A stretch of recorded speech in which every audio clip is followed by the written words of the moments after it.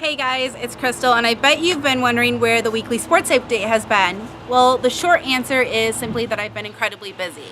But before I get into that, I do want to apologize. This is going to be a really short sports update, mainly because I am fighting all of the elements. The lawnmower that you can hear behind me, which is about the 7th neighbor I've had mowing his lawn today, the dogs barking, the sirens, and the motorcycles, all going on outside in this lovely Michigan weather that we have going on today. I thought I would take advantage of it and film outside. I didn't realize I'd be fighting so many elements and trying to get this video recorded. So please bear with me, because I am completely at a loss right now. Basically, my work schedule has been kind of switched around, and one of the biggest obstacles that has thrown my way is that it leaves me with no place to film. I was filming after work in a empty meeting room because it was neutral, it was quiet, and it was free. Now I can't do that, so if you have any suggestions on a place that has all three of those things, neutral, free, and quiet, I would greatly appreciate it. So please leave your comments below on a place that I could film so I don't have to fight all of these noises, because that would be great. The other reason I've been MIA is simply because of a lack of sleep. The NHL playoffs have been insane. All of the overtimes, all of the Game 7s, even overtime in Game 7, because nothing can be easy in the NHL playoffs, unless you're San Jose, of course. And the Red Wings actually had to play Game 7 in Anaheim, and they won, which put them on the track to play Chicago in the next round after knocking out Anaheim. Of course, it did take 7 games, but it was only the 3rd time in the Red Wings' 87-year history that they won a Game 7 on the road. And 4 out of the 7 games went to overtime, including 3 games in which the Red Wings won in overtime. The 4th final game that the Red Wings won on Sunday was the only time the Red Wings won a game in regulation in the series. It also paves the way for an original 6 matchup in the next round between Chicago and Detroit. We'll also see that in the Eastern Conference between Boston and the New York Rangers. So that's really cool. At first it was really cool just to see the all original 6 teams were even made the playoffs. Of course, Toronto and Montreal are now out in the Eastern Conference. But you do have Chicago and Detroit in the Western Conference, and now Boston and New York in the Eastern Conference going into the 2nd round. The win by the Red Wings actually prevented the freeway face-off that a lot of fans in Southern California were looking forward to. Had Detroit lost, the Anaheim Ducks would have faced the San Jose Sharks, a town and a team that is just 5.5 hours north on Interstate 5 in California, and it would have been the first time that Anaheim and San Jose faced each other in the playoffs. So there were a lot of people in San Jose that were looking forward to being a part of that.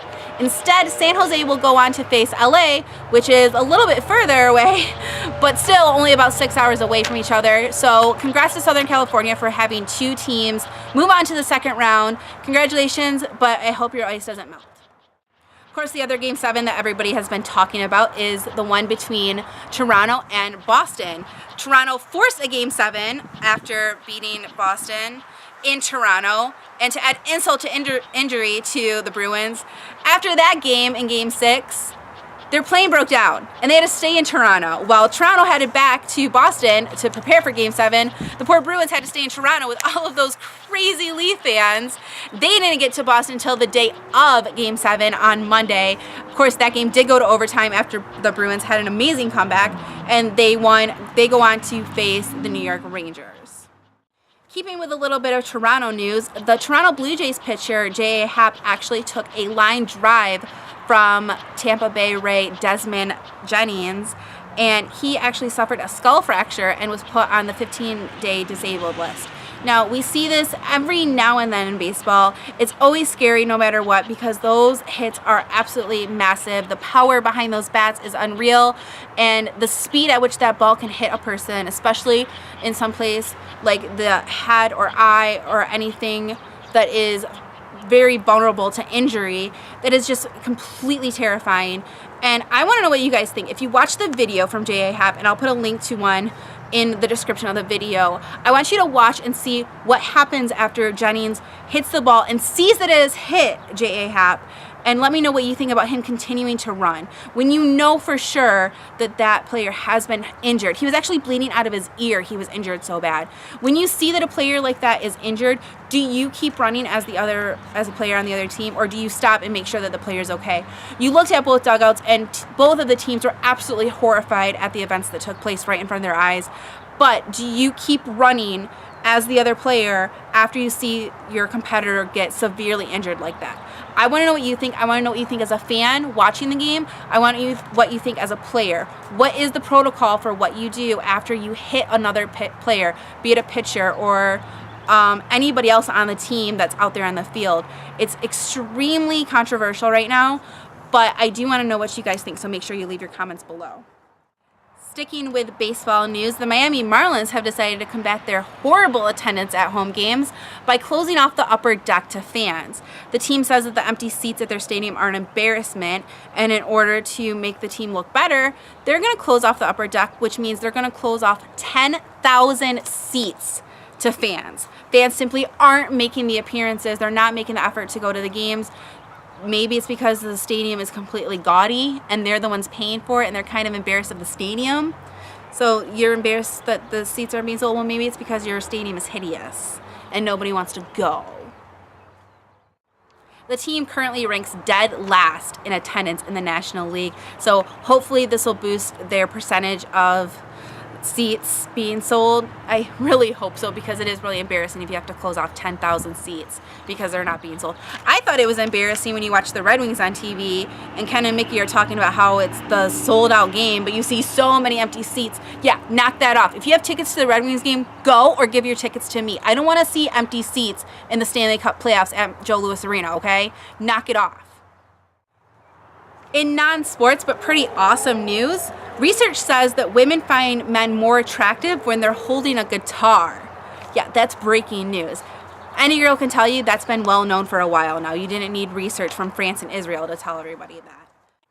The two casual studies, like I said, one from France and one from Israel, actually show that the man doesn't even have to know how to play the guitar or be playing the guitar at all for women to find him attractive.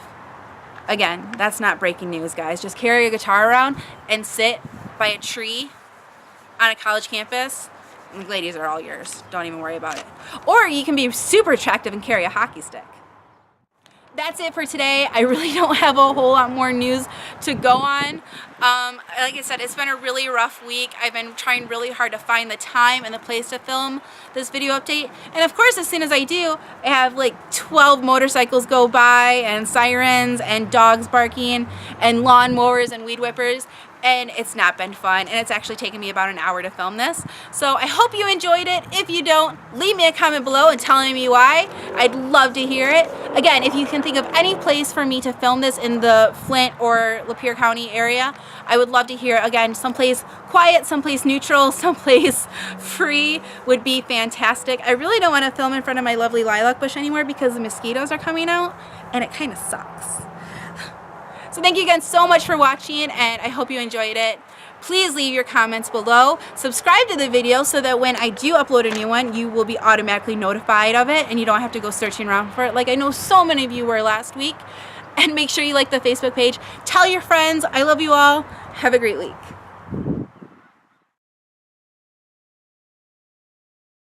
Oh my God, I hate you, and I hope your lawnmower explodes with you on it. I think my neighbors might have actually shut the F up for once today. I'm probably about to jinx myself.